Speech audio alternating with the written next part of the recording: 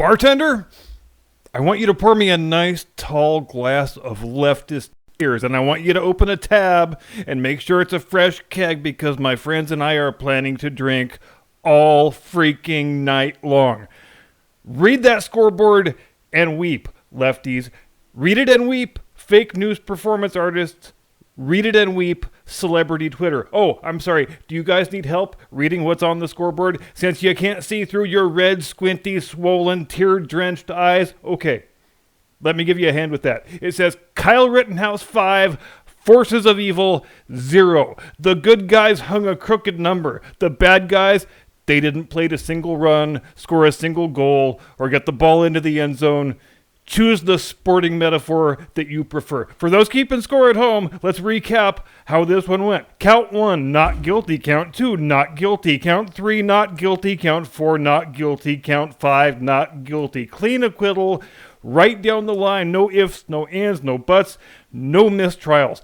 But we did get a media corruption scandal right there at the end, so that was a nice little bonus. There was a lot of concern about the fact that the deliberations were taking 1 and then 2 and then 3 days, and who knows what the explanation was for that. But by the time they finally handed in the verdict, this was a case where decent people of conscience who value civil society and the rule of law absolutely can and should say that justice was done. But not before our friends at NBC News decided to do a bit of good old-fashioned jury intimidation, thus confirming every single thing we already damn well knew about NBC News. But man, it sure can be shocking when they occasionally let the mask slip and we, the public, get a small glimpse of how the fake news sausage gets made. Also, I can't remember another time that a major national news organization was banned from a courthouse for journalistic misconduct. So good job, NBC. You must be proud as a peacock. Maybe that producer will win an Emmy. Who knows? This was such a brazen act of jury intimidation that it actually took NBC nearly 24 hours to come up with an innocent-sounding explanation in which they still sounded like scumbag low-life criminals. Oh, what? That? We do that all the time. It's totally normal to have a producer whom you're paying cash so as to keep him off the payroll so you have plausible deniability when he gets busted doing your dirty work, tail the jury bus across town, and then follow the jurors home. We do that so we can take pictures of their license plates and find out their identities so we can ask them for an interview when the trial is over. Again, this was their made-up cover story. It took them an entire day to come up with, we just wanted to follow the jurors home and photograph their license plates? When that's the explanation they released for public consumption, can you imagine what sort of stuff they were really up to? I mean, we already knew the legacy news media were corrupt and prejudiced, but jury intimidation? Like actual, honest-to-God jury intimidation. Because look, there simply is no non-sinister explanation for a news producer following a jury bus. And like I said, if their public cover story still sounds really shockingly bad, we can assume they were up to some pretty awful shit. I've heard a lot of people say in the hours since the verdict came down that this is proof our system works, and I reject that thinking. I would submit that this case having been tried in the first place is proof that our system can be all too easily subverted to nefarious ends when political ideologues are wielding the reins of power. It should never be down to 12 citizens to prevent an obvious and monstrous miscarriage of justice, and members of a jury should never be in fear of their lives for rendering a certain verdict. But these jurors will be. And Kyle Rittenhouse will be even more. Kyle is going to have a target on his back from the radical left for as long as he lives. But then, he'll probably be able to afford lots of private security, and he might even be the owner of the NBC television network when all the civil suits are said and done. Hit the music, Jim Eagle.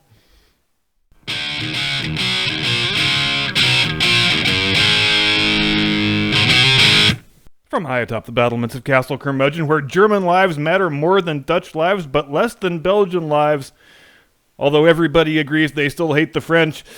Good evening, Mr. and Mrs. America and all ships at sea. Welcome to the program. I am your eponymous host and humble servant. And will someone please explain to me why I am supposed to be impressed that Kevin McCarthy talked for 8 hours and 42 minutes on the House floor last night, when the end result was just that the Democrats came back and passed the stupid bill today.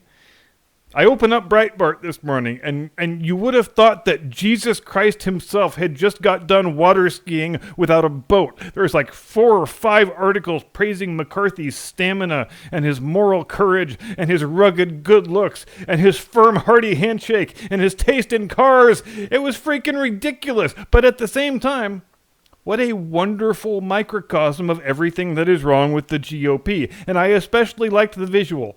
The picture of McCarthy speaking at 1 a.m. or 2 a.m. or whenever it was. He didn't finish until 5 o'clock, as it turned out. And he's got 8 or 10 of his Republican colleagues arrayed behind him as a show of party solidarity. The Democrats have all gone home hours ago. And yet, all these Republicans, except 1 or 2 guys, all of them are still dutifully wearing Nancy Pelosi's obedience muzzle on their faces. So at the same time they are attempting to signal their ferocious opposition to Pelosi and the legislative monstrosity that her party wants to pass, they are happily sporting their Nancy Pelosi mandated face diapers because they're obviously afraid that she's watching on TV and taking down names, and they're going to get fined $1,000 or whatever it is for violating Empress Nancy's edict on mandatory religious face coverings being worn at all times in the House chamber. And what a ridiculous bunch of pussies. Does your defiance really mean that much when it is accompanied by slavish displays of performative obedience to the same person you are purporting to defy?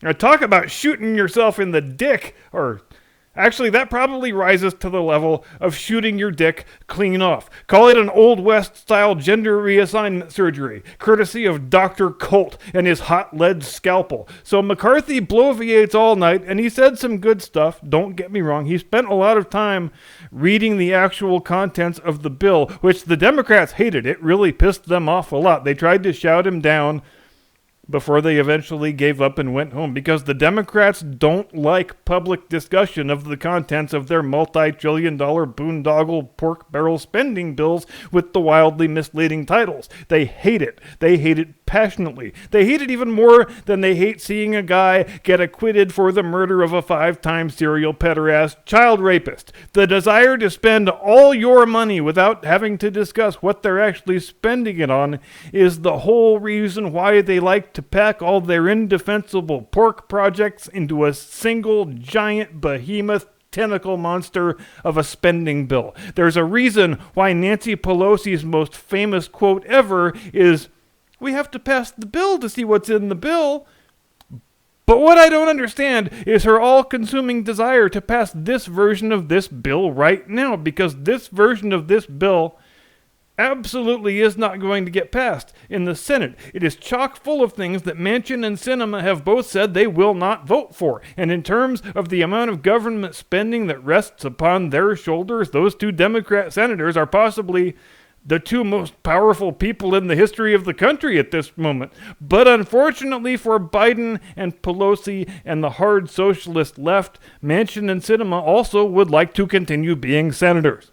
And they know voting for the bill the House just passed would result, especially in Manchin's case, in the voters throwing them both out on their respective asses. Manchin in particular, and I don't really know anything about his personal or political history up until he became a senator, but this guy seems uneasy about even being a Democrat at all.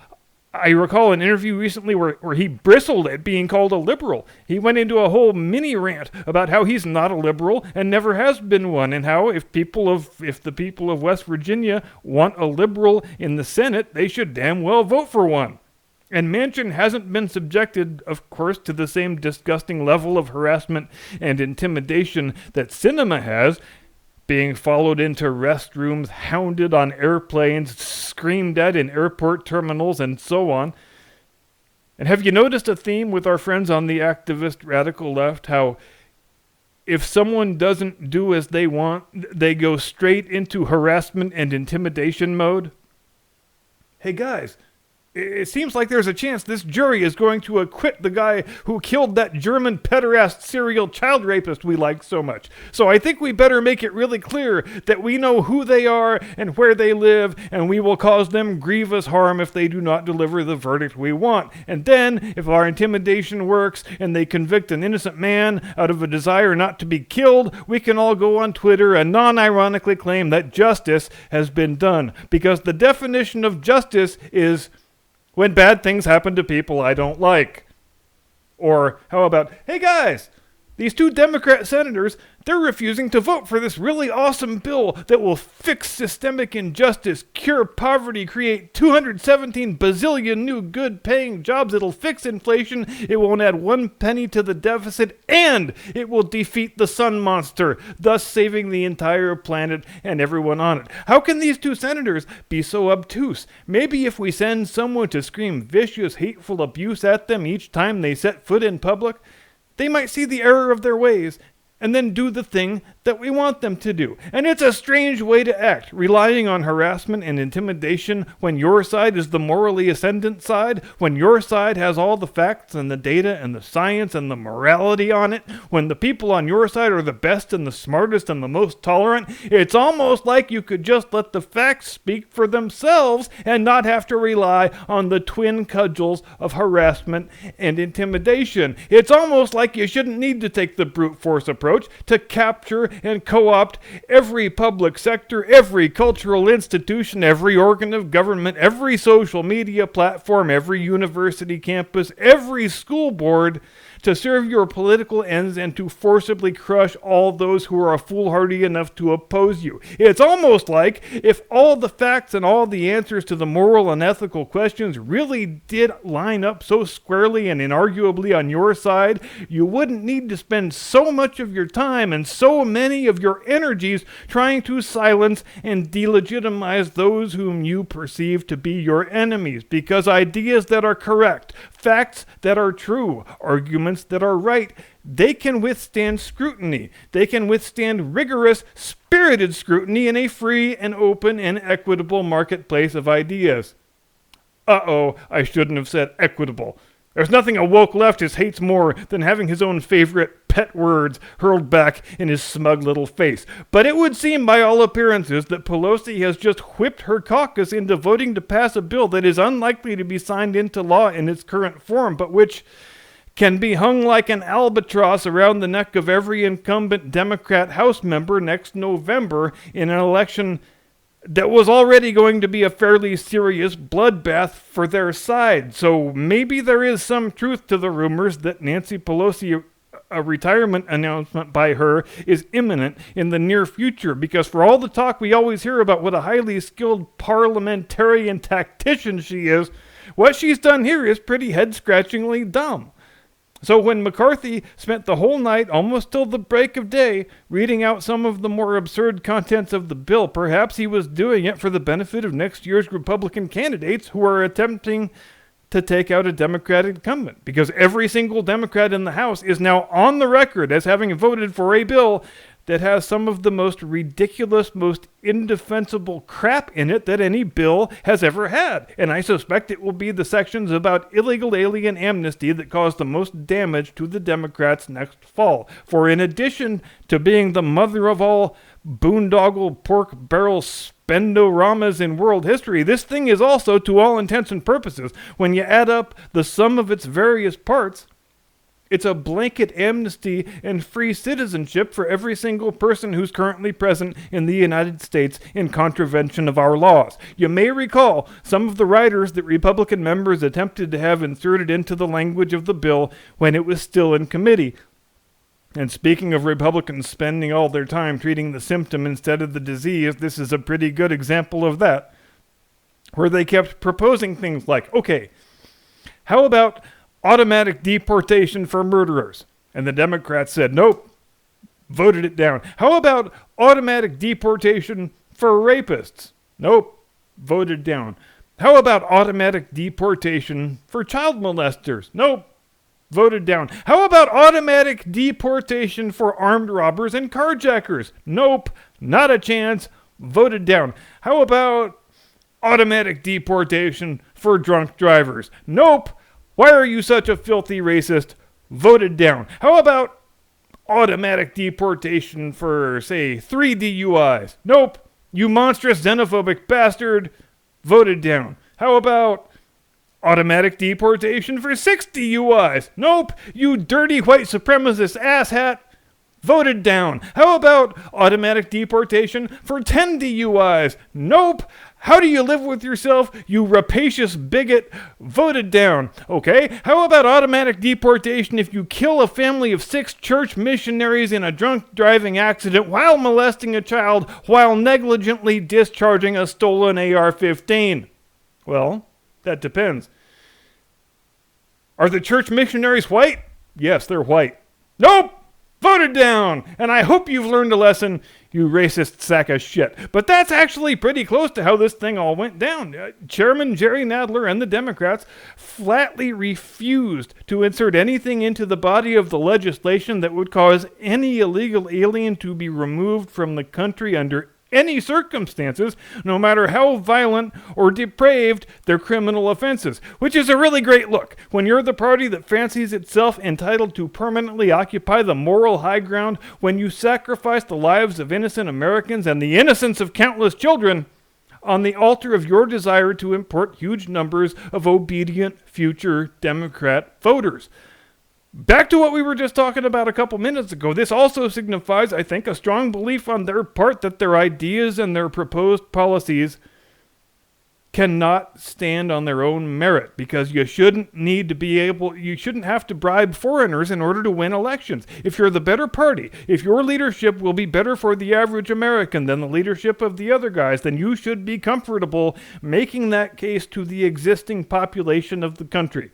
You shouldn't need to import new voters and bribe them with lavish welfare benefits. But they decided almost 50 years ago that this wasn't going to be a winning play, so permanent mass migration became the cornerstone of their long-term electoral strategy.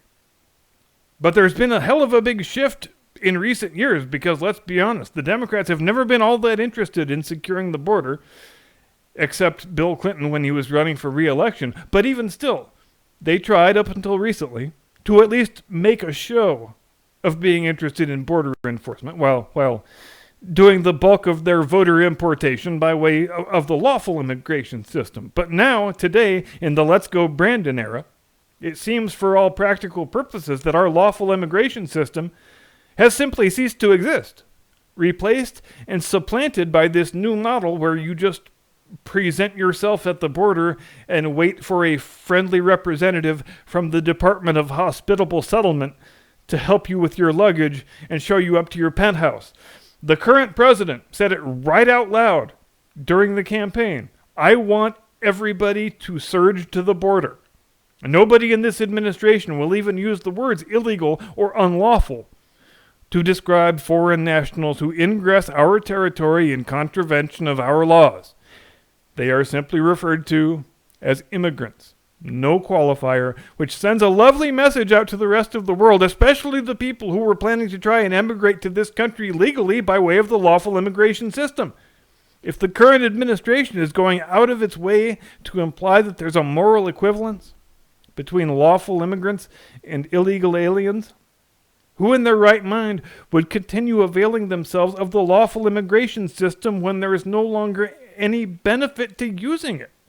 When you can get here quicker and easier and at only nominally higher cost by paying a smuggler to get you across. And once you are across, the U.S. government will view you no differently than they would a lawful emigre. It used to be that we used the term open borders as a shorthand for Democrat officials who took a more lax approach to border enforcement. But now Joe Biden has taken the mask off completely. I mean, the proverbial mask, because he's still wearing the literal one. And we have an actual, honest-to-God, open southern border, in case you were under any illusions about what was going to happen when he nominated for Secretary of Homeland Security an actual, honest-to-God, open borders activist who's made it his life's work to eliminate national boundaries anywhere and everywhere they exist. which is a bit like getting John Belushi and Hunter Biden to be your sponsors for Narcotics Anonymous. But I don't want to end this week on a down note. We got a big win today, and it's okay to enjoy it. Never feel any hesitation or compunction about drinking those sweet leftist tears each time the opportunity presents itself, and especially not when they're making such colossal fools of themselves as they are today in their grief and despondency that the killer of a crazed dumpster fire-setting serial pederast child rapist mental patient has been acquitted of murder. Because German pederast arsonist lives matter. God damn it. And that is it for me. I am off to the bar to drink more delicious leftist tears. Please do join me if you're available. First round is on the captain. Otherwise, I will see you Monday. Please have a delightful and edifying weekend. Do not comply. Get off my lawn.